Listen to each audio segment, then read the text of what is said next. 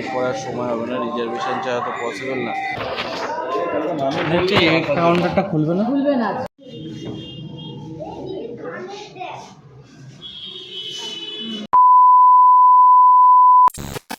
Good morning সবাইকে, আবার একটা নতুন ব্লগের সাথে সকালে।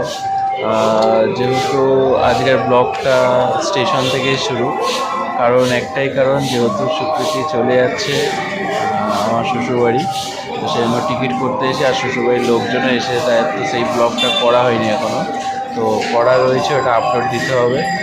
আর যেহেতু ওর টিকিট কমপ্লিট করতে পারিনি, কারণ রিজার্ভেশন না করলে এখান থেকে করা যাবে না। এখনও টিকিট কাউন্টার দেখো বন্ধ রয়েছে, এখনও খোলেনি, তার আগে তো খুলবে না। আদৌ খুলবে কিনা বলতে পারছি না, যদি খোলে তো টিকিটটা ফটাফট করে নিতে হবে, কারণ এরপর আর সময় হবে না, রিজার্ভেশন ছাড়া তো পসিবল না। কারণ এখান থেকে মিনিমাম বালুরঘাট কমসে কম 400 কিলোমিটার, আর সে কারণের জন্য টিকিট না ছাড়া ট্রাভেল করা মানে সুকৃতিও যাবে, তো সেই কারণে টিকিট করতে এসে চলো টিকিটটা মিনিমাম 10টার দিকে খুলে যাবে আশা করা যাচ্ছে। কটা বাজে? এখন বাজে 9:40, মিনিমাম 20 মিনিট আমাকে ওয়েট করতে হবে। চলো টিকিট করে তারপর কথা হচ্ছে। চলো টাটা।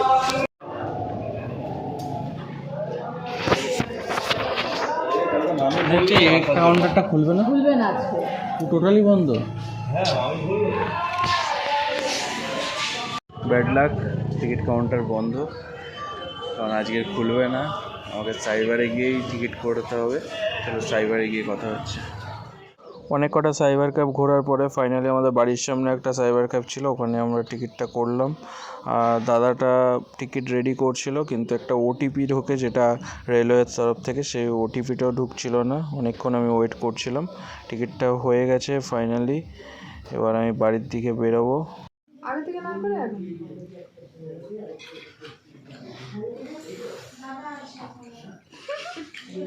ভিডিও করে ছাড়বেন। কারণ কি খাও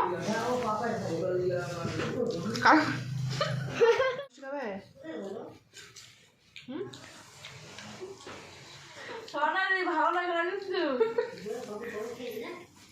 যেহেতু আমরা সবাই দিদাবাড়ি গেছিলাম, দিদাবাড়ি গিয়ে সিঙ্গারা খেলাম, খাওয়ার পরে ভাইয়ের বিয়ের অ্যালবামগুলো এসেছিল। আর আমরা গেছিলাম আমি গেছিলাম, সুকৃতি গেছিলো, দাদা গেছিলো, আর আমার দুটো শালি আর পিসি শাশুড়ি গেছিলো। তো দাদা বললো যে আমি খুলি অ্যালবামটা, তো দাদাই খুলছিল অ্যালবামটা। আর এদিকে সবথেকে বড় বিষয় হচ্ছে বিয়ের অ্যালবাম দেখতে সবারই ভালো লাগে, আমরাও দেখছিলাম। যেহেতু দাদার হাতে অ্যালবামটা ছিল, আমি সেরকমভাবে ভালোভাবে দেখতে পাচ্ছিলাম না, তো ফাইনালি আমার হাতে অ্যালবামটা নিলাম, কারণ অন্যের হাতে জিনিসটা থাকলে সেরকমভাবে দেখা যায় না। তোরা দেখতে থাকো।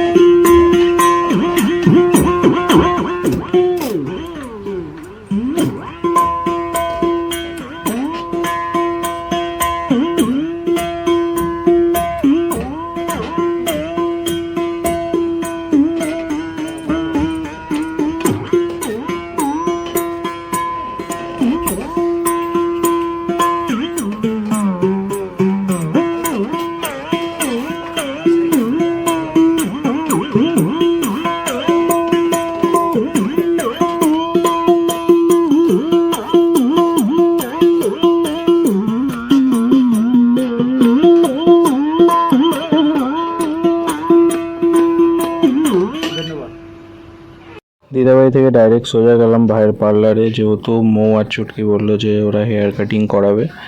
আর ভাইয়ের দোকানে যাওয়ার সঙ্গে সঙ্গেই ওরা চটপটি এনেছিল, সেটাই খাওয়া দাওয়া হচ্ছিল, আর আমরা ওয়েট করছিলাম। এদিকে ও হেয়ার কাট করার জন্য বসেছে, আর ভাই পুরো ওর কতটা চুল কাটবে সেটা মাপার জন্য নিজের হাতে বলছে তুমি নিজের হাতে চুলটা কেটে দাও। আর এদিকে ও নিজের হাতে চুলটাকে পুরো কেটে দিল। আর ভাই আমাকে এদিকে চুলটা কাটানোর পরেই আমাকে দেখাচ্ছে এদিকে, যে এদিকে নিয়ে দেখা যে কতটা চুল কাটিয়েছি আমি। আর ফাইনালি এদিকে চুল কাটা তো কমপ্লিট হবে, তার আগে হেয়ারটা কেটে নিল। এবার শ্যাম্পু করাবে ওকে। শ্যাম্পু ট্যাম্পু কমপ্লিট হয়ে গেছে।